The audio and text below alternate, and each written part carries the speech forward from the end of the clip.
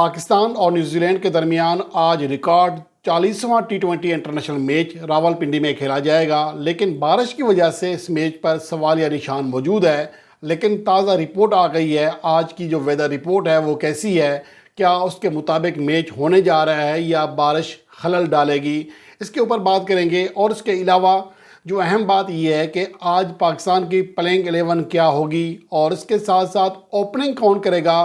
3 تجاویز ہیں بابر اعظم کے پاس، ان میں سے کون سا فارمولہ آج اختیار کیا جاتا ہے، اس کے اوپر بات کرتے ہیں۔ اور اہم بات تو یہ ہے کہ نیوزی لینڈ کی ٹیم اپنے مین 15 پلیئرز کے بغیر آئی ہے، گو کہ ان کی ٹیم خاصی بیلنس تھی اور ان کے جو ریگولر ٹی20 پلیئرز تھے وہ موجود تھے، لیکن جو 2 ٹاپ پلیئرز ہیں فن ایلن اور ایڈم ملنے، وہ انجری کی وجہ سے باہر ہو چکے ہیں، جس کی وجہ سے نیوزی لینڈ کی ٹیم اب خاصی کمزور دکھائی دے رہی ہے۔ اور اس کے علاوہ مارک چیمپئن ان کے واحد کھلاڑی ہیں جو کہ 2023 سے سب سے اوپر ہیں، 500 سے زیادہ رنز کر چکے ہیں ٹی20 انٹرنیشنل میچز میں، سب سے بہترین فارم میں ہیں۔ وہ بہرحال پاکستان آنے والے کیوی اسکواڈ کا حصہ ہیں، اور کیوی اسکواڈ ان کی پرفارمنس کے اوپر بہت زیادہ ڈیپینڈ کرے گا۔ اور یہ مارک چیمپئن نے گزشتہ ٹور میں پاکستان کے بولرز کی اچھی خاصی پینٹی لگائی تھی، اور اسی چیز کو وہ دہرانا چاہیں گے، جبکہ پاکستان کے بولرز کی کوشش ہوگی کہ مارک چیمپئن کو کنٹرول کیا جائے، جس کی وجہ سے وہ نیوزی لینڈ کے اوپر حاوی ہو سکیں گے۔ اور اگر نیوزی لینڈ کی ٹیم کی بات کریں تو نیوزی لینڈ نے پاکستان کے خلاف ہوم سیریز جیتی، لیکن اس کے بعد اگلی ہوم سیریز میں اسے آسٹریلیا کے ہاتھوں اپنے ہی ملک میں 0-3 کی بدترین ناکامی کا سامنا کرنا پڑا۔ تو ایک طرح سے ان کا مورال بھی ڈاؤن ہے۔ اور دوسری جانب پاکستان ٹیم جنہیں جو رواں سال کے آغاز میں سیریز کھیلی تھی نیوزی لینڈ کے خلاف، اس میں پاکستان کو 1-4 کے بڑے مارجن سے ناکامی کا سامنا کرنا پڑا تھا۔ تو اس کی وجہ سے دیکھا جائے تو دونوں ٹیمیں تھوڑے سے پریشر میں ضرور ہیں۔ البتہ پاکستان ٹیم کے پاس ایک تو ہوم کنڈیشنز ہیں، بیسٹ پلیئرز جو اویلیبل ہیں تمام کے تمام اسکواڈ کا حصہ ہیں، اس لیے آج کے میچ میں پاکستان کو فیورٹ قرار دیا جا سکتا ہے۔ اور دوسری اہم بات یہ ہے کہ آج ریکارڈ 40واں ٹی20 انٹرنیشنل میچ ہوگا۔ اس سے پہلے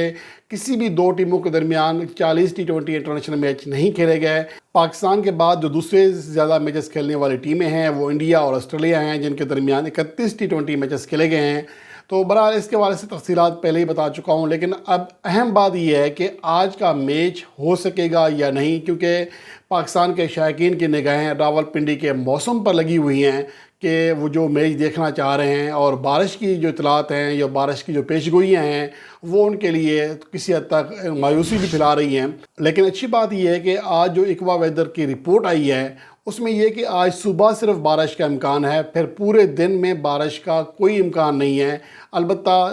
3 سے 4 بجے کے درمیان وہاں پر تیز ہوائیں چلیں گی، اور یہ اچھی بات اس لیے بھی ہے کہ اگر بارش کی وجہ سے کچھ گراؤنڈ گیلا بھی رہ جائے گا تو وہ بھی خشک ہو جائے گا، تو یہ فائدہ مند ہے۔ البتہ جب میچ 7 بجے شروع ہوگا تو اس کے بعد بارش کا کوئی امکان ظاہر نہیں کیا گیا، اور یہ بہت اچھی خبر ہے کہ یہ میچ ہے اس میں بارش کا امکان نہ ہونے کے برابر ہو گیا ہے۔ البتہ یہ کہ ویدر ہوگا کلاؤڈی ہوگا، بارش کا خطرہ کسی حد تک پھر بھی ہوگا، لیکن ویدر رپورٹ کے جو ماہرین ہیں محکمہ موسمیات کے، وہ کہہ رہے ہیں کہ بارش کا امکان نہ ہونے کے برابر ہے۔ اور اس کے علاوہ اہم بات یہ ہے کہ ٹی20 میچ جو کہ 2.5 گھنٹے کا ہوتا ہے، تو اس دوران اگر 10-11 بجے کے بعد بارش ہوتی بھی ہے تو اتنا بڑا امپیکٹ نہیں پڑے گا، لیکن امکان تو یہی ہے کہ بغیر کسی خلل کے یہ میچ پورا ہو جائے گا۔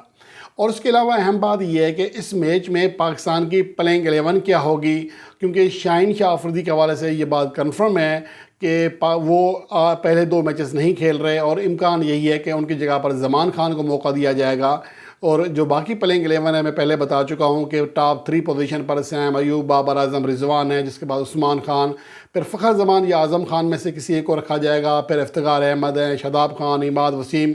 اور اس کے بعد نسیم شاہ، محمد عامر اور زمان خان۔ یہ ٹیم بن رہی ہے پاکستان کی۔ اور اس کے ساتھ ساتھ جو اہم چیز ہے کہ اوپننگ کون کرے گا، اس کے حوالے سے 3 تجاویز ہیں بابر اعظم کے پاس۔ ایک تو یہ کہا جا رہا ہے، جو خود ہی کہہ چکے ہیں بابر اعظم، کہ جس طرح ٹیم مینجمنٹ چاہتی ہے تو میں 1 ڈاؤن پوزیشن پر بیٹنگ کر لوں گا، اور سیم ایوب اور رضوان سے اوپننگ کرائی جائے گی۔ لیکن اہم بات یہ ہے کہ نیوزی لینڈ کے ٹور میں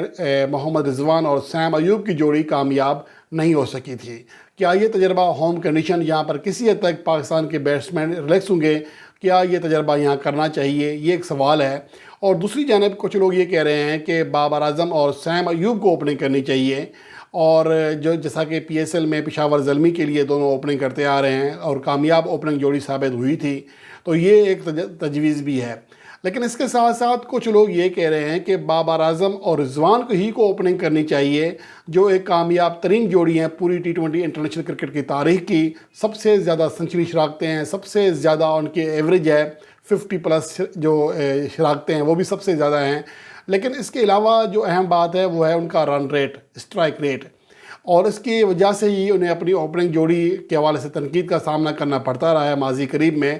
لیکن اس کے باوجود اگر دیکھا جائے تو گزشتہ چند سیریز میں محمد رضوان نے پوری ٹرائی کی ہے کہ وہ تیزی سے بیٹنگ کریں، گو کہ ان کی کارکردگی کا جو معیار ہے وہ خاصا نیچے آیا ہے، ڈاؤن ہوا ہے، جلدی وکٹ گنوا رہے ہیں، لیکن ان کا جو سٹرائک ریٹ ہے پہلے کی نسبت کچھ بہتر ہوا ہے T20 انٹرنیشنل کرکٹ میں۔ اور بابر اعظم کا تو ہوا ہی ہے، جیسا کہ گزشتہ جو سیریز کھیلی تھی نیوزی لینڈ کے خلاف وہ بڑی شاندار کھیلی تھی اور بڑے اچھے سٹرائک ریٹ سے کھیلی تھی، اور اب وہ پی ایس ایل میں بھی اور پاکستان کے جو انٹرنیشنل میچز ہیں ان میں بھی بہتر سٹرائک ریٹ کے ساتھ بیٹنگ کرتے ہوئے دکھائی دیتے ہیں۔ تو اس کی وجہ سے یہ امکان بھی ظاہر کیا جا رہا ہے کہ بابر اعظم اور محمد رضوان کی جوڑی ایک بار پھر سیٹ ہو سکتی ہے، کیونکہ اسی جوڑی نے پاکستان کو بہت زیادہ کامیابیاں بھی دلائی ہوئی ہیں۔ اور یہ جوڑی عموماً ان کی جو ایوریج ہے 40 سے 45 رنز پاور پلے میں ہوتے ہیں، لیکن پاور پلے میں پاکستان کی کوئی وکٹ نہیں گرتی ہے۔ اور عموماً دیکھا جائے جو دیگر ٹیمیں ہیں، انڈیا، آسٹریلیا یا باقی جو وہ ٹیمیں جو تیزی سے رنز کرتی ہیں شروع کے اوورز میں، ان کا جو ایوریج سکور ہے وہ بھی 60 سے 65 رنز کے ارد گرد گھومتا ہے، یعنی کہ پاور پلے میں 60 یا 65 رنز۔ تو پاکستان کے بابر اعظم اور رضوان کے مقابلے میں 15 سے 20 رنز زیادہ بناتے ہیں، لیکن ان کی کم از کم 1 یا 2 وکٹیں لازمی گرتی ہیں پاور پلے میں اس تیزی سے رنز کرنے کے بدلے میں۔ اوپر سے بابر اعظم اور رضوان کے ساتھ مسئلہ یہ نہیں ہے، یہ وکٹ بہت کم دیتے ہیں۔ لیکن یہاں پر ایک اہم چیز یہ بھی ہے کہ پاکستان کا مسئلہ دیگر ٹیموں سے مختلف اس لیے ہے کہ اگر دیگر ٹیموں کی 1 سے 2 وکٹیں پاور پلے میں گر بھی جائیں تو انہیں مڈل آرڈر میں سنبھالنے والے کھلاڑی ہوتے ہیں۔ پاکستان کے ساتھ بدقسمتی سے ایسا نہیں ہو رہا۔ جب سے ہماری اوپننگ جوڑی سیٹ ہوئی ہے ہمارا مڈل آرڈر سیٹ نہیں ہو رہا۔ ماضی میں ہمارے اوپنر سیٹ نہیں ہوتے تھے، مڈل آرڈر پرفارم کرتا تھا، اب مڈل آرڈر پرفارم نہیں کر رہا۔ لیکن عثمان خان کے آنے سے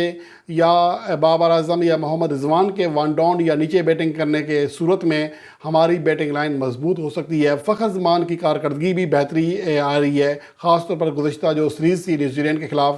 اور اعظم خان ابھی تک اپنا امپیکٹ انٹرنیشنل کرکٹ میں نہیں ڈال سکے ہیں، ان سے بھی امیدیں ہیں، افتخار احمد سے بھی ہیں۔ پھر سب سے بڑی بات یہ ہے کہ شاداب خان اور عماد وسیم کی صورت میں 2 بہترین آل راؤنڈر ہمارے پاس موجود ہیں جو کہ بیٹنگ کرنے کی صلاحیت رکھتے ہیں۔ شاداب خان تو پی ایس ایل میں نمبر 3 پوزیشن پر کھیلتے ہوئے دکھائی دیے، عماد وسیم نے بھی شاندار بیٹنگ کی ہے، وہ ایک میچ فنیشر ہیں۔ تو اوورآل دیکھا جائے تو پاکستان کو اب اپنے مڈل آرڈر کے اوپر بھی بھروسہ کرنا پڑے گا، اس لیے وکٹیں گرنے کا جو خوف ہے اس سے پاکستان ٹیم کو اب نکلنا پڑے گا، جدید کرکٹ کھیلنی پڑے گی، اور مجھے امید ہے کہ پاکستان ٹیم اس سیریز میں ایک بدلے ہوئے روپ میں دکھائی دے گی۔